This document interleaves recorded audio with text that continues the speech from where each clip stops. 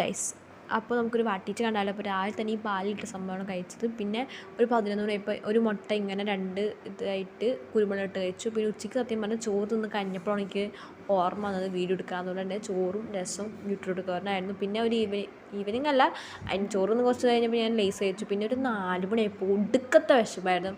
അതുകൊണ്ട് തന്നെ പൊറോട്ടയും കടലക്കറിയും 2 വടയും കൂടി കഴിച്ചു. പൊറോട്ടയും കടലക്കറിയും എനിക്ക് ഓൾറെഡി ഇഷ്ടം, പക്ഷേ വടയും കടലക്കറിയും ഒരു രക്ഷയില്ലാതെ പറഞ്ഞാൽ നല്ല ടേസ്റ്റ് ഉണ്ടായിരുന്നു കഴിക്കാൻ.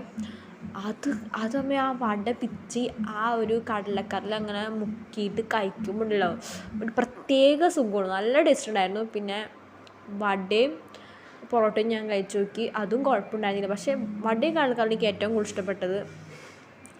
പിന്നെ ഞാൻ ഒരു നൈറ്റ് പുറത്ത് പോയിട്ടുണ്ടായിരുന്നു. പുറത്ത് പോയപ്പോൾ നമ്മുടെ